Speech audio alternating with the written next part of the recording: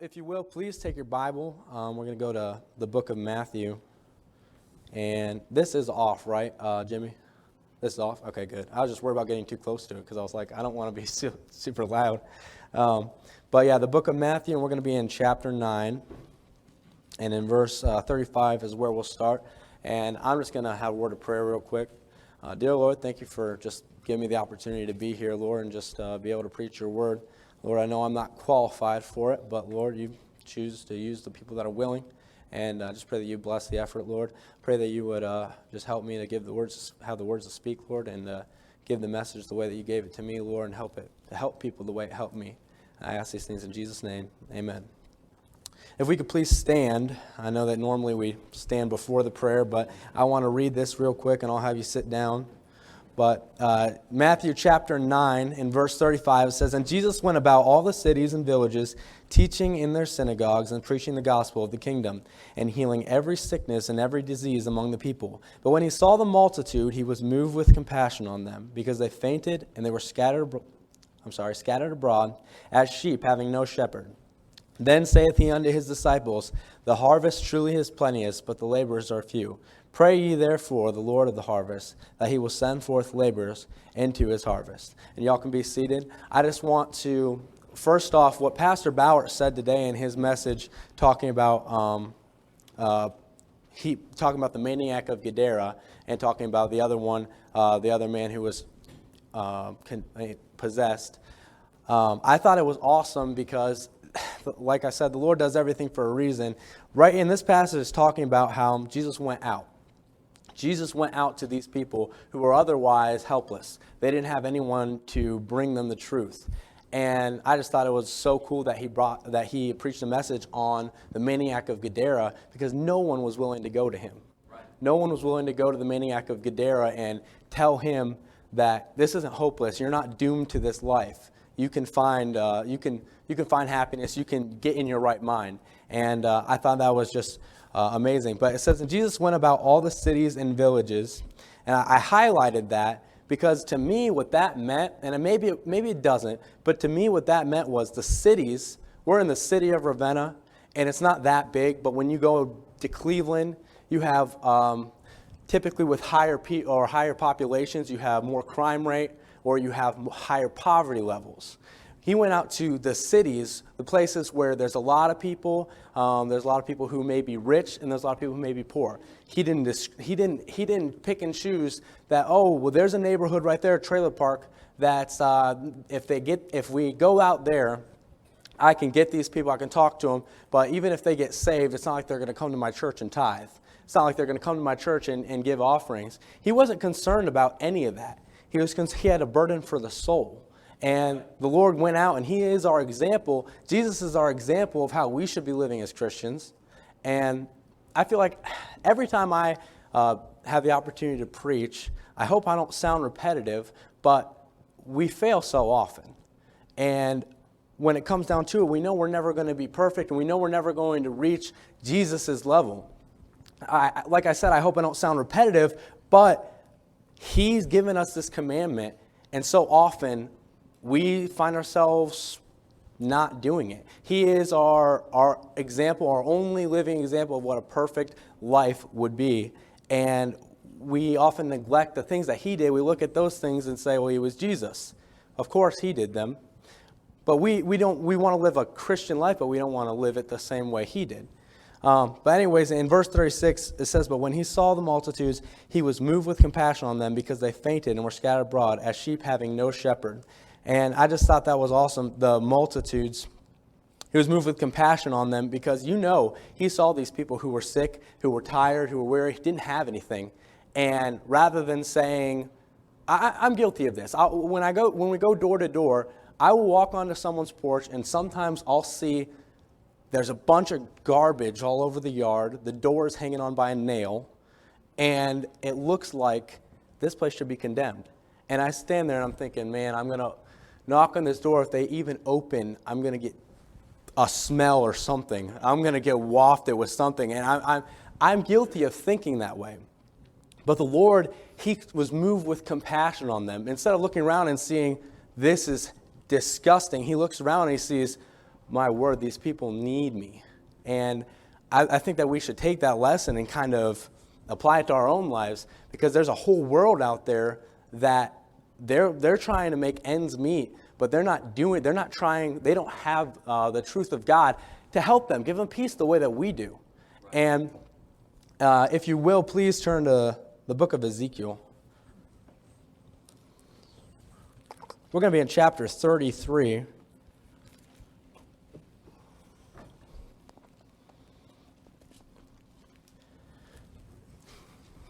Man, I've heard it said often that they say that, like, who witnessed to you?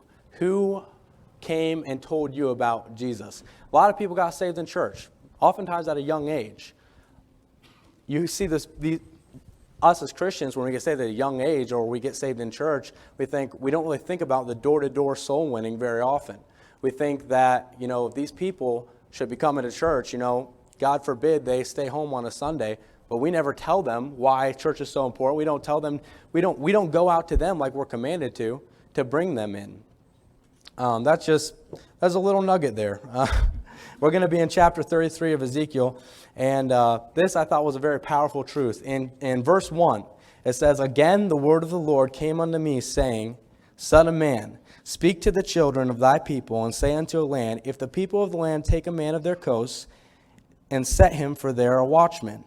If when he seeth the sword come upon the land, he blow the trumpet, and warn the people, then whosoever heareth the sound of the trumpet, and taketh not warning, if the sword come and take him away, his blood shall be upon his own head.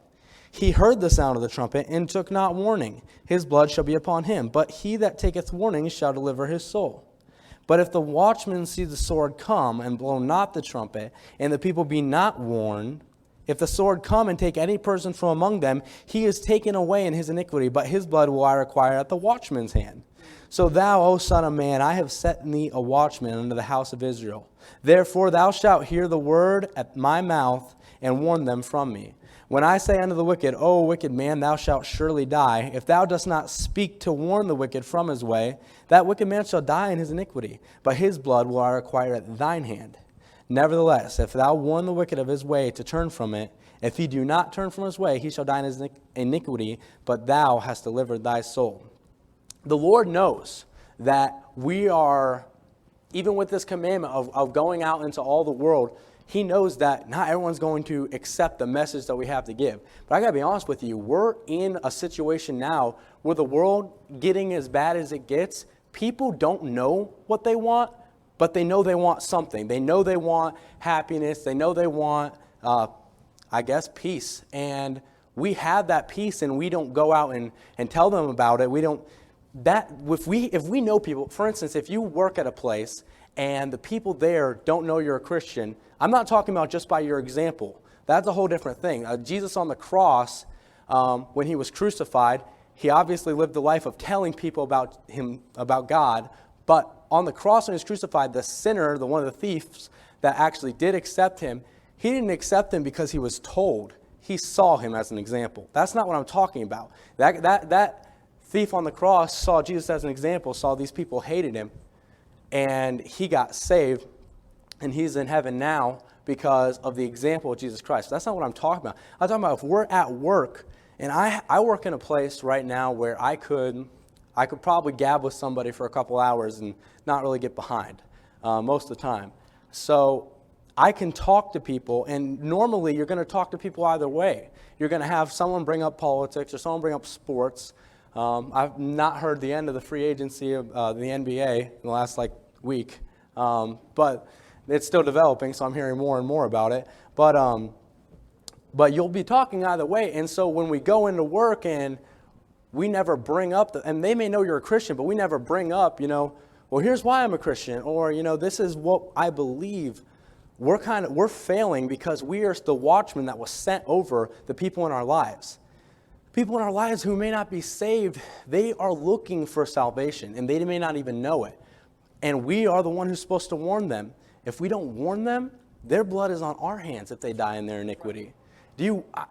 I think of family members that I have that, and I believe any family member, immediate family member. I believe they've had ample, warning of, they've grown up in a great home. My mom and dad did a good job raising us.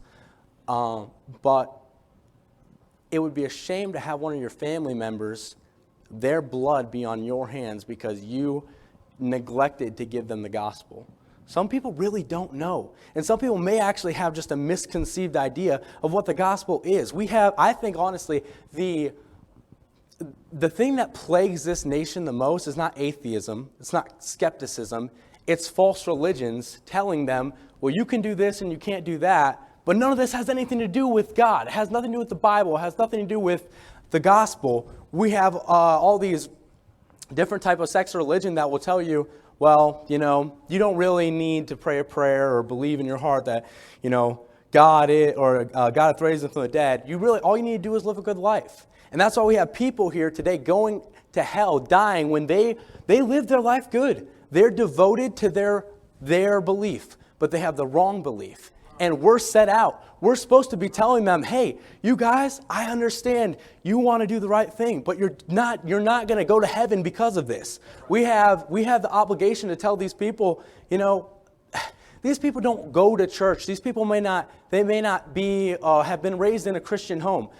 We have the opportunity every day to give the gospel to somebody. Tell me you haven't walked into a stranger today. I played basketball today, and there's 3 people there I didn't even know. And I have no idea about their eternity. I'm guilty of it just like anyone. I mean, we walk in, we run into people, and we don't take the opportunity that we have to witness to them. Here, I honestly think that the prayer that goes in to soul winning is important. I mean, Pastor Bauer will tell you, anyone who goes out soul winning on Saturdays will tell you, regardless of whether 10 show up or whether 2 show up, it's a great time. Because we have people who open the door, even the people that are rude, you can tell that the Spirit's moving in them. People that open the door, they hear your little, hi, I'm Jarrett from Bethel Baptist Church. Just want to give you an invitation to our church. I hope you can join us for Sunday. Do you go to church anywhere? And they're like, get out of here. And it's like, okay, well, the Lord's working on them. And the reason I say that is because Jesus, when he was crucified, was hated by everyone. Jesus was hated by these people. They laughed and mocked and scorned him. We may be hated, but it's because they know. People deep down in their hearts know there's something to that. If they wouldn't, for instance, I don't care if, somebody, this is probably a bad analogy, but I don't care if somebody decides to put a jack-o'-lantern pumpkin outside their house for Halloween. I really don't care. Whatever, if they want to do it, then that's fine. If I really believed that was wrong and that was awful, then I would probably really fight it. These people, they knew there was something to what Jesus was talking about. They believed that it was either heresy or it was false, but they were proven wrong about that. So they heard the Pharisees talking, and they saw that Jesus proved them wrong about that. So now we need a new reason to hate this guy. Because eventually, if we don't find a new reason to hate this guy, we're going to have to figure out that he might be right about what he's talking about. So the world sees what we do, and they see our effort, and they see that the Lord is working through us, and they hate it. Because, we live in a country that's going downhill quickly. Right now, I really believe that if we were like Pastor Bout, we want to knock every door in Ravenna. Since we've started doing that, since we've really started pushing toward that, do you know how many people have called the church, have visited the church? Me and Jimmy, we were out for about 2.5 hours because some people really like to talk. And so we went out and we were talking to a guy. He actually ended up visiting the church. We talked to him about 45 minutes. He thought we were Mormons at first, which was funny because I introduced us as, hi, I'm Jarrett, that's Jimmy, Bethel Baptist Church of the Seventh-day Adventists. And no, but he thought we were Mormons. And so it took him a while to kind of ease up around us. And he thought he was going to throw the book at us. I was caught off guard because the guy knew his Bible. I mean, he knew. I don't know all the details about him or anything like that, but he ended up coming to church. And I thought, he would have never came by and he would have never visited, he would have never experienced a good fundamental church because he was in a compromised liberal church that may have started out okay, but it was going downhill fast. They were going to the NIV, and once you change that, well, you can change anything. Once you change the King James Bible to something else, you don't have anything to stand on. So he may not have ever had the chance to be in a good fundamental Baptist church. I believe that. He was probably saved. I believe that just by he gave a testimony of salvation. But there are people that don't have that. They go religiously. I mean, they go Sunday morning, Sunday night, Wednesday night, and they may even go out to whatever they do on Saturdays, whether that's a visitation or whatever it happens to be. They may do all of that, and they're doing it for the wrong. They're doing it for the wrong religion. They're doing it for the wrong cause. They have church services going on where all they want to do is praise Jesus and play contemporary music and stuff, and these people will buy into it because they're looking for something that's going to make them feel good. They're looking for something that's going to help their spirits liven up. But they don't realize that it's like this.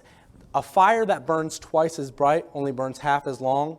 I've heard that said before. Man, I thought the reason it burns half as long is because it's usually the hay that's catching on fire. It's like it goes up really high and then it just completely vanishes. Those people most of the time don't even stay in church because they see that and it's a fake religion.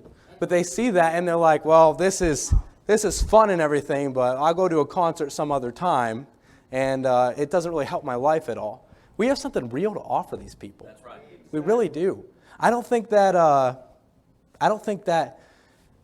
people want that fake, watered-down religion. I really don't. I think that they want what we have, and we just need to bring it to them. That's right. Going out soul winning is something that's commanded to us. And I'll just to further that point, we'll go out, go to Proverbs. We'll be in chapter 11. I thought this was really cool. I don't think I've ever seen these verses. I mean, I've seen verse 30 in this quite a few times, but I thought 25 and 26 were very interesting. It says in Proverbs 11, verse 25, it says, "The liberal soul shall be made fat, and he that watereth shall be watered also himself." People think that it's such a sacrifice to go out on Saturdays. But a sacrifice, I honestly believe it's an investment. Because, and I hate to think of it like this, I'm not talking about, give so you can be blessed or anything like that. But I mean, it's a biblical principle here. The liberal soul shall be made fat. I'm not talking about the social justice warriors who walk around at 400 pounds. I'm talking about the liberal soul. The definition that's on in Webster's 1828, it says that, I don't remember it exactly, but basically someone that will give. Someone that will give maybe out of abundance, but will give freely. And it says the liberal soul shall be made fat.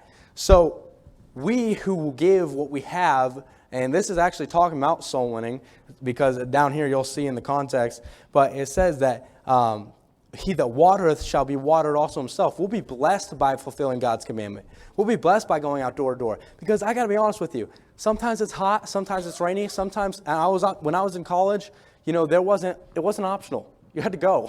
So when there was 4 feet of snow on the ground, guess what? You were going.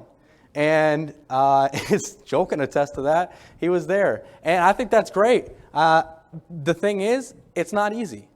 But the Lord bless. The Lord will bless you. The Lord will bless your church. They'll bless your family. Because it's a commandment that God's given us. And I mean, the Lord blesses when we do what He asks us to. And it says in verse 26, "He that withholdeth corn, the people shall curse him, but blessing shall be upon the head of him that selleth it." I've heard it said so many times that the people that when you die, when they die, you're in heaven, they're in hell, and they say, why wouldn't you tell me? Why wouldn't you have told me about this? We have this corn. This is a side note, but have you guys ever heard somebody in a revival be like, "Shuck the corn, preacher, shuck the corn"? I think this is what they're talking about. Just give it to us, come on. Well, they're hungry for it. The world's hungry for it too. It says that they'll curse us. They'll be angry at us. And right now, you think they're angry at us for giving them the gospel? They're going to be a whole lot angrier when they're looking at the lake of fire and they're like, "Why can't I go up there?" We take it for granted so often that our eternity is settled in heaven. Right. We don't even care to give what we have to someone else. It says in verse 30, "The fruit of the righteous is a tree of life, and he that winneth souls is wise." I bet that's a familiar verse. The fruit of the righteous. And it talks often in the Bible about bearing fruit. I mean, if we're a tree and we're bearing, and it says you can bear, good fruit or bad fruit, but you can't be a tree that bears both kinds of fruit. Right. You have to be sold out. You have to be all in, because when we go out, this is what I was talking about just a few minutes ago about prayer. When we go out, if I go out with a negative attitude and I didn't pray about it at all, I'm not even going to be able to talk to people. I'm going to be honest. It's happened before. And like I said, at college, you have to go out. So even if you're not feeling like it, you're going out. And there's times where I went out because I have to go out. I'd knock on a door, give them the spiel. At that time I was saying, Clays Mill Road Baptist Church, which they have a great soul winning. I mean, it's amazing what they do there. But at the time, so I'd knock on the door, they'd open it, and I wouldn't even know what to say after that. Like, oh, well, how do you think, how are we supposed to get to heaven? I don't know. And I'd be like, oh, let me just look at a track real quick, because you can't read this yourself. But when we don't get the prayer into it, when we don't try and involve God with it, He's the one doing the saving. Right. We need to understand that we need to pray for the power, the words to speak, and for people to be stirred, people to be moved by the Spirit. But we got to understand that God's the one that does the saving. We are commissioned to go out. And when I find people that don't have spirited responses to what I'm telling them, or they try and accuse me of, soliciting and trying to sell them something and they don't really understand the situation going on, I realize that, it's discouraging at times, but the Lord's still blessing us. The Lord's still blessing the church. The Lord's still blessing you for going. We need all the blessings we can get. I mean, there's a reason that Wednesday night crowd's usually a little lower, or the Sunday night crowd's usually a little lower, because those people, we're not reaching people that, I don't want to say that. I'm not trying to point fingers or trying to make anyone feel bad. I'm just saying, truly as Christians, we don't do as much as what we're supposed to do in this area, because we have people that, Ravenna, they want the Lord. They want to get saved. They want to be in a good Baptist church. They want to be a part of a family like this. If I wasn't a part of a family like the church family, there's a lot of things that I take for granted, I see all these people every week, and we may not talk outside of church, but you feel welcome when you come in here. You can feel the presence of God, and these people want that type of peace. They want that sense of camaraderie. When we don't go out, we're denying them the privilege of knowing. And it says, go ye out and preach the gospel. Go into all the world and preach the gospel to every creature. We don't need to expect them. We can put up an ad in the newspaper. We can have a great website where they can learn everything they need to know about the church. But the truth is, word of mouth is the most effective way of communication, spreading things. We could turn Ravenna around. We had a soul winning push, and okay, I'm going to be honest, guys. I wasn't there. I was at a wedding that I couldn't get out of because I was in it. So I apologize for that. And it was actually 2 consecutive weddings. So the one weekend and then the next weekend. You're not going to believe me when I tell you that. That's fine. The Lord knows. So I wasn't there. But how many do we have? 26 or something like that? 30. Okay, 30 people. 30 people. If we had 30 people every week, can you imagine how many people would be joining the church, how many people would be here? Not even just joining the church. It's not necessarily that we need more members. I just want people to get saved. Right. People who are on their way to hell can find the Lord and can find salvation. If we did our jobs, you think about it. Marketing with big companies. There's not a city in, I would say there's not a city in Ohio, but most likely most of the nation that doesn't have a McDonald's ad somewhere. At least an ad. Like on a billboard, there's probably a McDonald's, at least 3 in every county. They're everywhere. They're pushing. They're trying. They're marketing. We have something way more valuable than a Big Mac.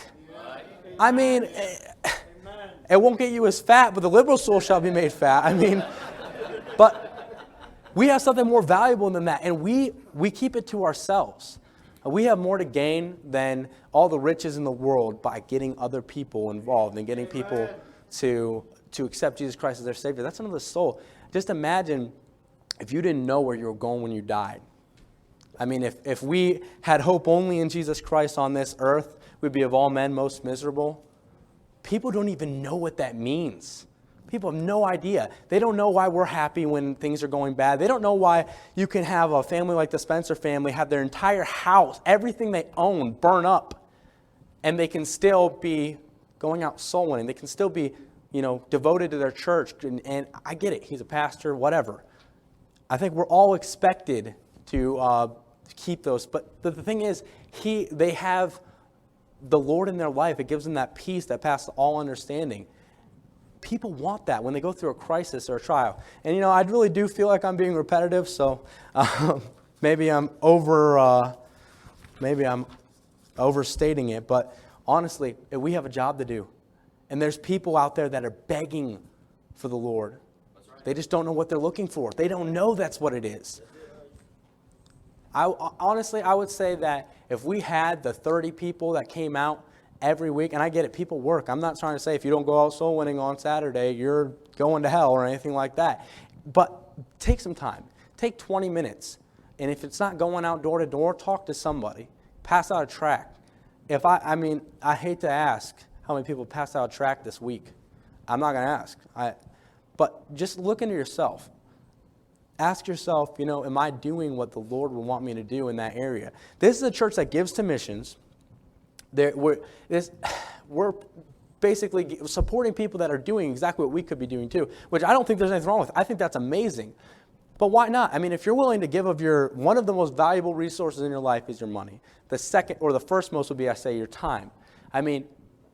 You can put in just a little bit of time and go out and you can do the same thing that these missionaries are going out and doing too. No person is underqualified to win a soul to the Lord. When I was 7 years old, I was led to the Lord by my brother. And he's not a preacher. He's not a missionary. And since then, I don't know if he's ever led another soul, but he led one. He produced another person. That's going to heaven. And now he still bears fruit if I lead a soul to the Lord. That's right. He's still bearing fruit. Just imagine how many people, I don't want you to do this so that you get a big head or anything, but to the people that you've led to the Lord, how many people they could lead to the Lord, how many people they could lead to the Lord. It all started with you. The Lord can do that through you. The person who led Jack House to the Lord is responsible for so many people getting saved. And it's not to praise the man, but it's to praise the God who let that happen, who gave him the power, the words to speak. It's not easy leading someone to the Lord. When I first time I ever led someone to the Lord, it was stumbly through it. I think I used only one of the verses from the Romans Road, and I was like, so you get it or what? And so they're like, and I honestly believe the person did get saved, but they probably need a little bit of help. They probably need to know a little bit more about it. And I'm just saying, it's not easy, but it's something that anyone can do if you just apply the principles that the Lord's given us. Pray before you go and try to pray that you'll run into somebody who need. Okay, I've told you the story. I've told you all the story about in Kentucky, there was a man, he was in witchcraft, and he'd already gotten saved by the time I got to him.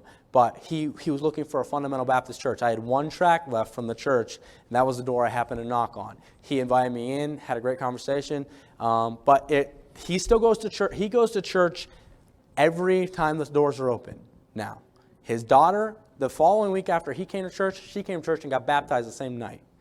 Now, these people, he said he prayed, and he didn't even know. He may not even really have known who he was praying to, because he was just out of witchcraft into Christianity and into being a born-again believer through his own study of the Bible. He may not have even really known, but he prayed to God that but somebody would be sent to him. And God happened to use me. And it's not to boast, but if you go, you don't know what's going on in other people's lives. The Lord is working. With or without, you going to their door, the Lord's working on them. Just letting God use you. We're surrendered. we have a crowd here that's dedicated to going to church, dedicated to, you're all productive members. I don't believe anyone in here is a schlump. I don't think any of you in here would not try and give your best for the Lord, for the church. I don't believe any of that. But we could be, if everyone in this room was to go out and just hand out one tract, you know how many people, if in a short amount of time, will come to know the truth of Jesus Christ, be able to get saved, and then they could do the same thing. They can go out, and they'll see your example. They'll say, well, I got led to the Lord by someone going to a door. Maybe I should go to a door. Right. I think it's a powerful truth, and I'm not telling you anything you don't know. I really don't believe that any of you are ignorant to the Great Commission. I think that the gospel, that's what we're all relying on. Hopefully that's true, right? Because without that, we don't have any hope. Right. We know that our eternity is settled in heaven, and there's people out there that need that, and that they want it. But I'm going to close in prayer. We need to start thinking about other people, not just ourselves. It says that you have the corn. Give the corn to somebody else. In the end, you're going to be cursed for it. And obviously, you're going to be blessed. The liberal soul shall be made fat, and he that waters shall be watered also himself. If you want to receive blessings, the people that want to be the people want to be blessed don't always end up being blessed. The people that want to be a blessing, they're the ones that end up being blessed. Right. And I'll close with that. And dear Lord, I just pray that you would made sense to someone, Lord. I don't always say things the right way. I think I'm not the most qualified, but Lord, I pray that it would have touched somebody. And Lord, just a charge, an inspiration. Lord, I know that this is something that even I can do better. Everyone can do better. And Lord, just be a witness to you, because you've went through so much for us. The least we could do is tell another person about you. And I ask these things in Jesus' name. Amen.